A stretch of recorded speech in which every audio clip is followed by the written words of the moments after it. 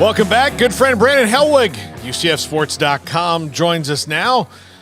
And Brandon, this was a team in UCF, and I know they're coming off a loss, but was kind of left for dead a couple of weeks ago. And John Ryce Plumlee is healthy and back now, and there seems to be a resurgence. West Virginia comes in, they're scuffling a little bit. Is this the kind of turning point game for them if they win it? This is a really important game, and you're right. UCF was, kind of left for dead, so to speak. That Kansas game earlier this month was just not a good performance all around. John Ryce Plumlee attempted to come back from his knee injury, wasn't 100%. He got out of the first series, thought he felt something pop in his knee, got kind of scared. They pulled him, checked it out, later put him back in. He wasn't effective. And so, but the story of that game for you, it wasn't the offense, it was the defense. The defense, that was about as bad of a defensive performance that you got.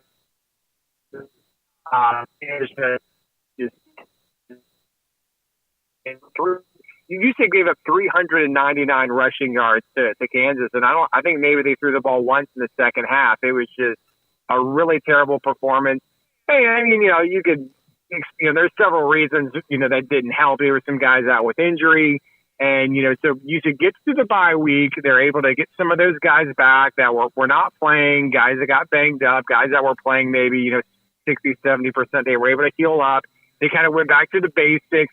I think it's always a struggle for teams every year. It's like, how physical do you want to be in preseason, week to week in practice? You want to keep guys healthy for the season, but they decided we got no choice. We got to go ones versus ones. We got to tackle. We really got to hit this bye week hard, and they did. And it showed in a positive way against Oklahoma. I think a lot of people were expecting Oklahoma just to blow the doors off of UCF if you looked at how Kansas treated UCF. But it was, if everyone was watching, it was a game. UCF, was leading 23-17 in that fourth quarter. That defense kind of wore down a little bit at the very end. Oklahoma was able to put together, two quick touchdown drives to pull ahead.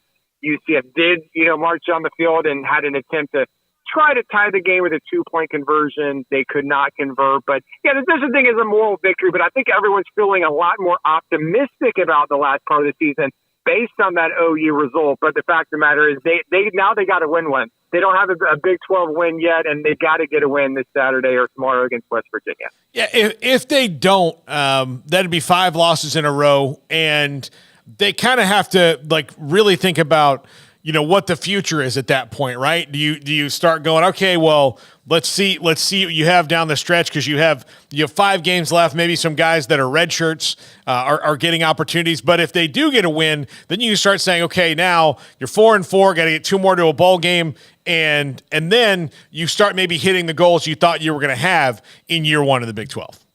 Yeah, I still think goals kind of pivot and change based on how the season goes. I think UCF, you're fully aware. I think they would have liked to have had that win against Baylor. That was a colossal meltdown that, I've never quite seen something like that before.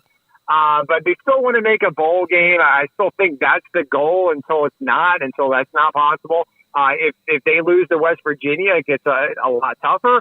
Although I will say this back stretch of the schedule is probably a bit more manageable. In terms of, on paper, maybe more winnable games. But, I mean, that's not saying much, because every game in the Big 12 is going to be close. You can get beat by any team, any week. But they have Cincinnati and Houston in that back part. They got to go on the road to Texas Tech. I know that's not an easy trip, but Texas Tech really hasn't. Maybe they're kind of underachieving this year. They've got Oklahoma State, which all of a sudden looks like one of the better Big 12 teams all of a sudden. But there are some games they can win, but it'll make it a lot easier if they do want to make a bowl game, if they can get this win tomorrow against the West Virginia Mountaineers. Yeah, so West Virginia runs the ball pretty well. It's not been so much C.J. Donaldson. He's been okay, but the quarterback position, Green runs it really well. They've moved the ball that way. This is not the wide open West Virginia offenses of the Geno Smith and Stedman Bailey days, Tavon Austin times. So for that defense, which has struggled so much in stopping the run, how do they shore that up down the stretch? Yeah. I'm curious, because Oklahoma, for their vaunted offense with Dylan Gabriel and pushing the ball down the field. That probably actually worked to UCF's advantage because it's really stopping the run has been their Achilles heel. Kansas State ran the ball all over UCF. Obviously, Kansas did. And Oklahoma, they're going to run the ball some, but, they're going to try to push down the field. They're going to do some deep throws. And UCF has had a decent secondary.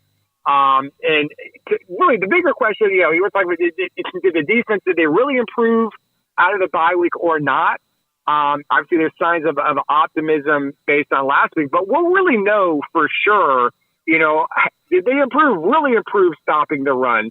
We'll really find out because I think, West Virginia, I think they run the ball 60, 65% of the time.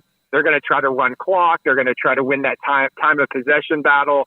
And so it'd be really important for UCF to get stopped and get off the field. And that was something they really couldn't do against Kansas State, and they definitely couldn't do it against Kansas. So we'll know a lot more, this time tomorrow. So how much does John Ryce Plumlee's presence just change the aura and the vibe around the team? Yeah, it helps a lot. This is, there was big expectations for him coming into this season. He worked a lot to get better in a lot of, the quarterback areas. We know he's a really good runner, and that's a really good part of his game, but just, making better decisions, pushing the ball down the field, and we really hadn't gotten really the full glimpse of how much improvement or how good he really has gotten this year. Because UCF, like everyone else for the most part, they're going to open up the season with one of these cakewalk type games, and they were all over Kent State. That was a blowout. And then in that Boise State game, that was a game that was a lot closer than it should have been. John Ryce Plumlee played a great game. He just had receivers that couldn't hold on to the ball, and things that should have been touchdowns resulted in interceptions, and then he gets hurt. So we really haven't seen, him play against, at least, the last week was the first week we saw, but he's not 100% yet. He's wearing this, had the knee strain, so he has this big brace on his knee. So that the running part of his game isn't quite back yet, but throwing the ball, he executed a beautiful drive, when it was kind of do or die for UCF late in that game. You got to march down the field and score a touchdown if you want to have a chance to win this game. And they did exactly that. He made several clutch throws.